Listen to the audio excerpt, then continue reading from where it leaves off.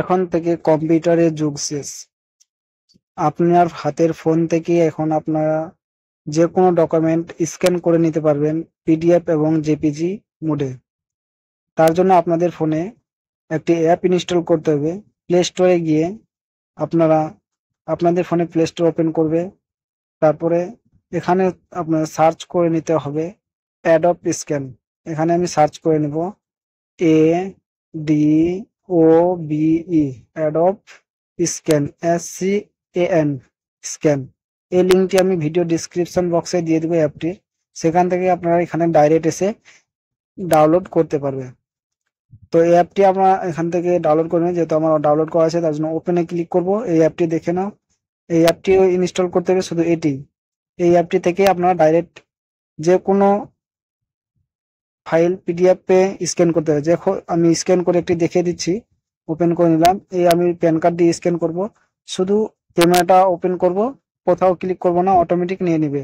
তো আমি নিয়ে নিলাম, যেহেতু এখন রোটেট করব, ঘুরে গেছে, রোটেট করে নিলাম। এখন ফিল্টারে যাব। ফিল্টার্স গিয়ে আমি ইচ্ছা মতো কালার চুজ করে নিতে পারবো। অরিজিনাল কালার কালার নিয়ে নিলাম। তারপরে আমরা কিপ স্ক্যানে আবার দাববো। আবার স্ক্যান করার জন্য আমি একটি ব্যাংক পাসবুক স্ক্যান করব। এবার স্ক্যান হয়ে গেল। এবার স্ক্যান হয়ে যাওয়ার পর আবার আমি চলে যাব, ফিল্টারে গেলাম। ফিল্টারে আসার পর আমি অরিজিনাল কালার নিলাম। অরিজিনাল কালারে দেখে নেব জুম করে ঠিকঠাক বোঝা যাচ্ছে কিনা।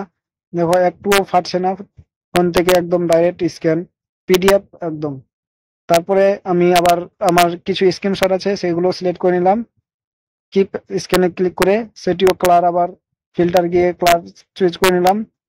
কালার চুজ করে নেওয়ার পর আমরা উপরে গিয়ে এই যে অ্যাডব স্ক্যান আছে ওইখানে ক্লিক করে নাম চেঞ্জ করে দিব। নামটি আমি পিডিএফ ফাইলের নামগুলো লিখে দিলাম। তারপরে সেভ পিডিএফ এ ক্লিক করব।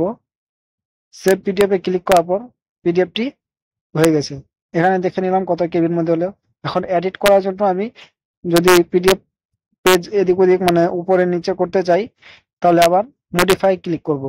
মডিফাই ক্লিক করার পর আমি একটু নিচে এদিকে চলে আসবো। এদিকে আসার পর দেখতে পাচ্ছ যে আমি প্রথম পেজটা নিয়ে নিলাম আলাদা, দ্বিতীয়টা নিয়ে নিলাম আলাদা, তৃতীয়টা নিয়ে নিলাম আলাদা, লাস্টেরটা আলাদা। আমি আবার মডিফাই করে নিলাম, আবার সেভে ক্লিক করব। সেভ হয়ে গেছে। এখন আমার পিডিএফটি তৈরি। এই পিডিএফটি এখন